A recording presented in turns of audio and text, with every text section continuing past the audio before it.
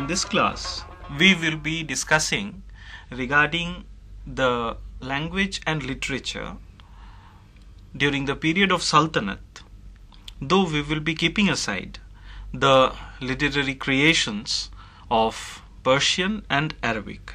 It is a huge corpus, and we will be concentrating mainly on the Indic languages and dividing our discussion first focusing on the Sanskrit and the literary creations of Sanskrit, and in the second half we will be discussing regarding the regional languages, development and efflorescence of the languages of the regional variety.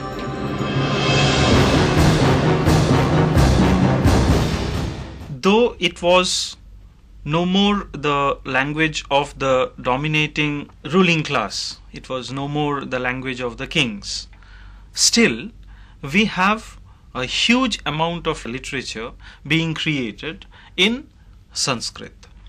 And here we find that in contrast to the earlier period, it was Kashmir which was dominating the literary scene of Sanskrit. But in this period we find it is mainly in south and followed by Bengal and the other regions like Mithila and the western India, which dominated the literary creations of Sanskrit.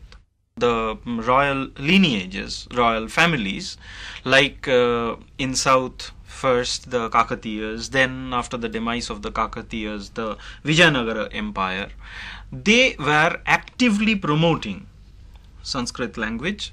Many of the political personages, the kings, they were themselves important literary figures, like for instance Prataprudra Dev of Kakatiya dynasty. Then we have Praudha Devaraya or the Devaraya II, and followed by Krishna Devaraya himself, who took active participation in the creation of the Sanskrit compositions, and they had patronized in a big way the language creation, literary creations in their regions.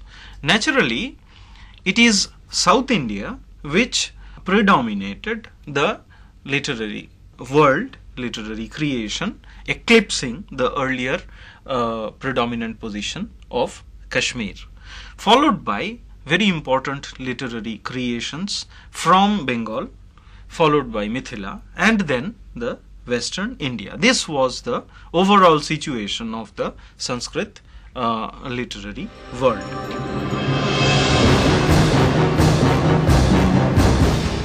We have the historical kavyas being created. For instance, Gadya Karnamritam, created by Sakalavidya Chakravarti, who was patronized by the Hoysala king, 3rd Ballal. Then we have Vidyaranya, who was versatile genius, being responsible for the establishment of the Vijayanagara kingdom. Then Madhavacharya of south. Then Kavi Sharbabhauma from south again donned the mantle of Bana himself. So there were a galaxy of literary figures in south.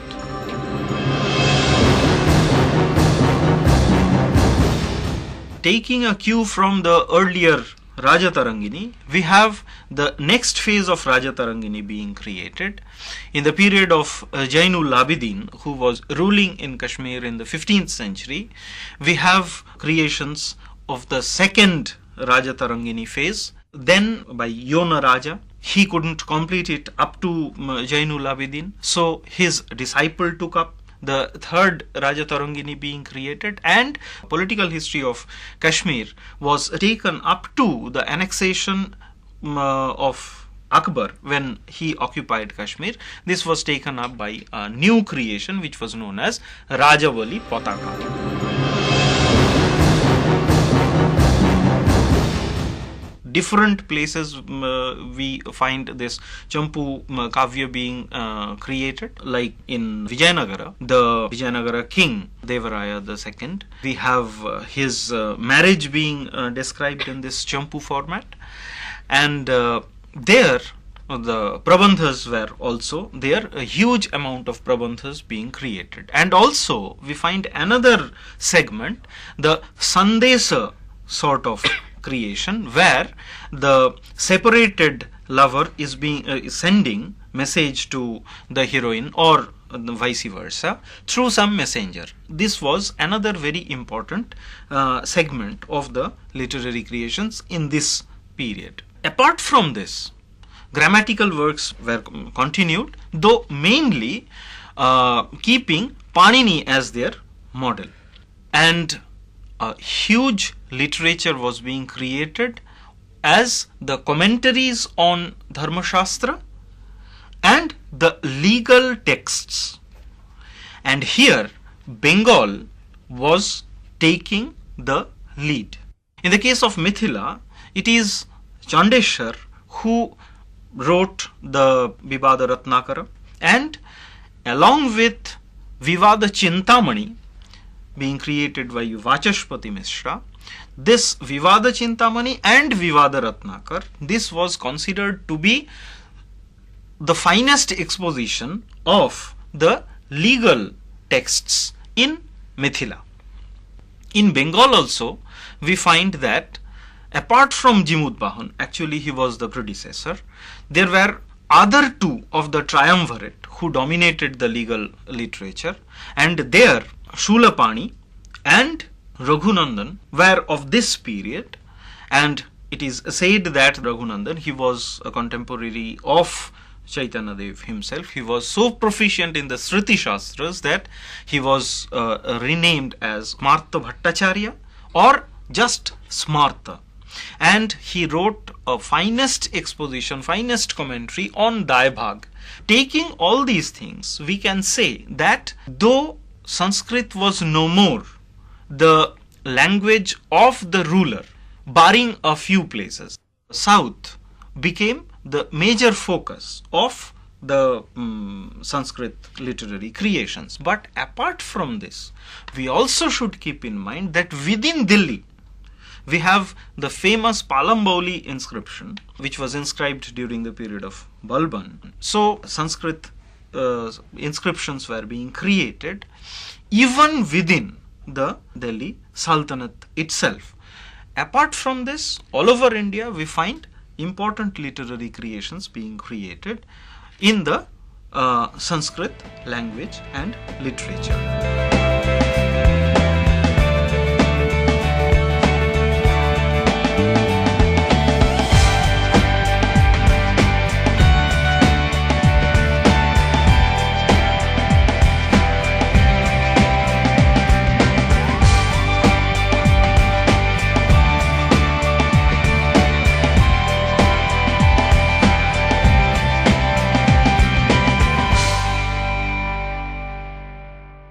So why is it that this period has such a lot of development in the regional language?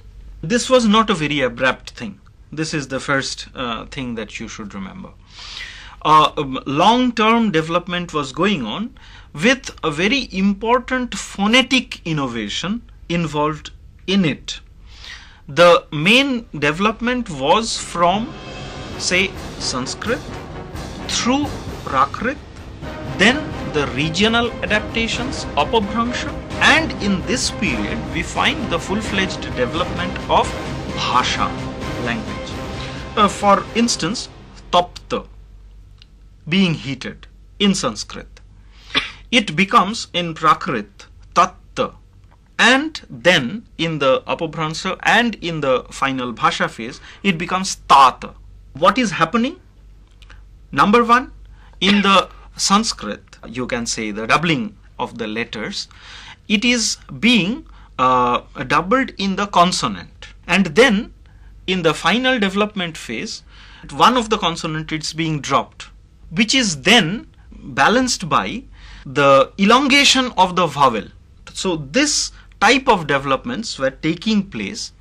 There we find that from Prakrit, the regional level Prakrits were being developed, from which we find the development of the Apabhrangsha. How?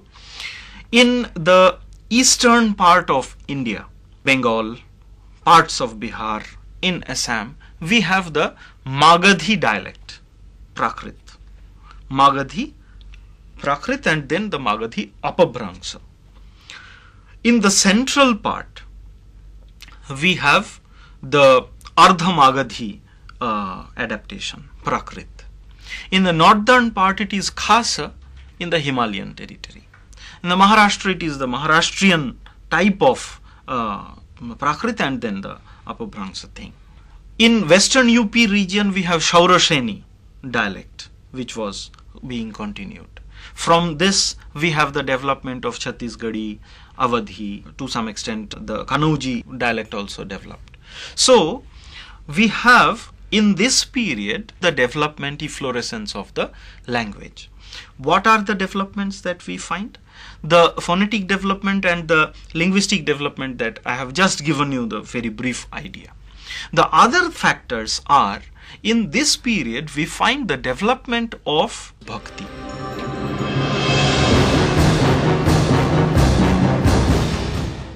Elements of bhakti were already there. In South it started. But in this period, that is from the 11th century onwards, we find that the development of bhakti slowly penetrating the different parts of northern India. And in this period, from 13th, 14th century onwards, we find this development of bhakti being reflected in language. For instance, Bhojpuri, which was a distinct language in this period, we have the creations of Kabir, some of his creations, which we find in the composition known as Bijak, which means seeds, seeds of his thought. There, the earliest stratum comprises of Bhojpuri creations. Later, it becomes a kind of composite language where Awadhi, Shaurasheni, they are also being mixed and a composite language comes up. What is his message? He is denigrating the Brahminic religion and trying to democratize the whole religion, where there will be no intermediary between the god and the follower. Not only that, this message of unbounded love, this was being preached in the local language. And we have literary creations then taking place in these languages. So, religious movement also helped in the development of the regional languages. There are innumerable number of instances. I will give you some of the instance or examples. In the particular region of Vrindavan and Mathura, there, from the inspiration derived from Telugu Brahmin, Vallabhacharya, who lauded Krishna and his dalliances in and around Vrindavan and Mathura, a group of poets started their literary creations, and the best exponent is Suradas and his Sur Saravali. This gives a distinct shape to the regional language. In this manner, we find that the religious movement helping the development of regional languages. Another very important example is the case of Nanak. He was from the eastern Punjab region, where a distinct dialect had already developed. When he was narrating his ideas based on ideas which is akin to the ideas being preached by Kabir, he was taking the help of the local language. And there his biography and the writings, which we know as the Adi Granth, which was composed later in the 17th century under the leadership of Guru Arjan. This shows a distinct stage in the development of the language in this region. In Bengal, the language was developing from, say, 11th century onwards. The earliest strata we find in the writings of some Buddhist monks who had a distinct idea different from the earlier Buddhist monks, which is generally known as the easier vehicle, Sahaj Yan. There they were creating the Charyapad. It is in a kind of opaque language. They were preaching their ideas. After that, in this period, in the 13th century, we find development taking distinct shape. Number one, Chaitanya emerges as a very important personage, and his ideas, his movement, this was creating ripples. So when Chaitanya came up, the reverberations of his movement, he was a magnetic personality, not only in Bengal, but it had serious repercussions in Odisha also. This had effects on literary creations, even in aspects of grammatical compositions also. Appearance of Chaitanya had some impact. And obviously, 15th century can be considered to be a very important phase in the history of Bengal, particularly in the context of language and literature, because it was not just appearance of Chaitanya, obviously it was a watershed in the history of Bengal, but also the sultans, particularly Hussain Shahi dynasty, had given patronage, enormous amount of patronage to the local language and literature. Two of the close confidants of Hussain Shah himself, Roop and Sanatan, they became followers of Chaitanya, later settled in Vrindavan to give a distinct shape to the Vaishnavite church in Vrindavan, and also they were important literary figures themselves. One of the anthologies, Padavali, was created by Roop, and they had their own ideas about grammatical compositions as well as the philosophical compositions. So from these aspects, 15th century can be considered to be a very important phase in the history of Bengal's literature. Not only this, just before this, but continued till the late 17th century, we have Mangal Kavyas, be it the story of Behula or Lakshmandar, who was afflicted by the snake goddess Manasha, and the death-defying love towards her husband of Behula, which ultimately brings him back to life. This has been narrated in the context of Manasha Mangal. Then we have Chandi Mangal.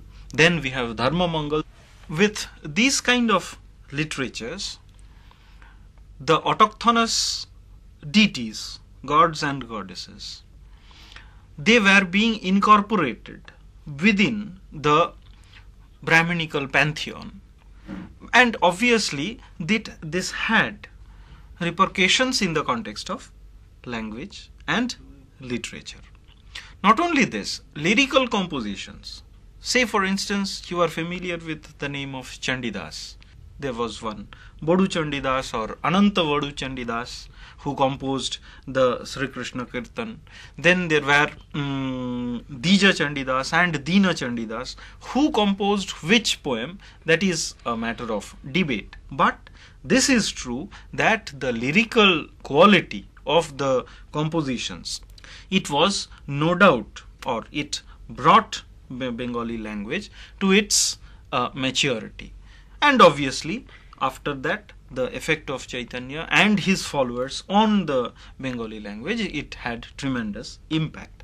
Not only in Bengal, the same thing was happening in Odia also, which had a long tradition. From 12th century onwards, we find Madala Panji in the Jagannath temple.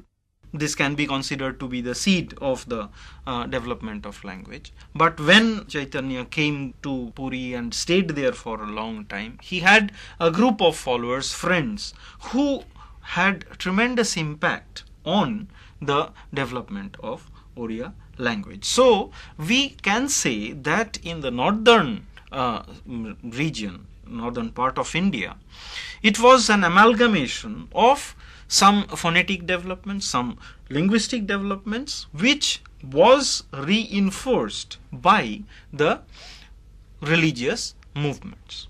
Now, keeping aside north, if we go to south, already the literary traditions were to some extent well established. Tamil language, it had a long history from the earlier part of the Christian era through the Sangam literature. But in this period, we find creation of Sri Villiputturar, who translated Mahabharata in Tamil, almost same in his contribution, and can be compared with the translation of Ramayana by Kamban in the earlier period. What Kamban did to Tamil by translating Ramayana in Tamil, Sri Villiputturar, he did the same thing by translating Mahabharata in Tamil. Also, in this period, we have the creations of, for instance, Arunagiri. Through his Tirupuhal, he propitiates in front of, or this is the creation to commemorate the different achievements of Murugan or Kartikeya in the South Indian form. Then subsequently we find Kachayappa Shivacharya, who composed the Kanda Puranam, which also was for Murugan. With all these compositions, the development of Tamil was going on. In the context of Telugu, we find again Naranappa translating Mahabharata. Either Mahabharata or Ramayana, translating these two pan-Indian works in the typical format of the language and the tenor of a locality, it becomes the distinct feature for the development of regional languages. Same thing is happening in Kannada also. There again a religious movement is playing a very important role. Rise of the Veerashaiva movement. This is having a tremendous impact on the development of both the Kannada language as well as in the context of Telugu language. In South, Malayalam, the word comes from Malai. Malai means hill region. Now, this language and the way of life of the hill people in the southernmost part, it becomes a distinct literary creation in the 15th century with again the translation of Ramayana and Mahabharata. With this, we find even in the southern part of India, in the peninsular India, where already there were some very distinct literary traditions and creations, there also a new language is coming up with its full trappings in this period. So, in this period can be considered to be a very important period for the development of the regional languages both in the northern India and in southern India. I will end with just a note that the development that we were tracing, it is still going on. The dialect which was prevalent in and around Delhi, which was known as Khari Boli, in which actually Amir Khusru, the noted Persian poet, composed some of his writings. In the last 200 years, it has become a kind of hegemonic proportion, and as a result, we find that the distinct literary languages, for instance, Bhojpuri, then Maithili even, Awadhi, Kanauji, all these have come under the rubric of just a dialect of Hindi, which was not the case in our period, the period that we are discussing. In this period, in the 13th to 16th century, they all were distinct languages, but now they have just become a dialect of Hindi. So the development of language it goes on because of many factors. So with this we end. To conclude, this period that we discussed, it saw very important changes and development in the growth of regional languages.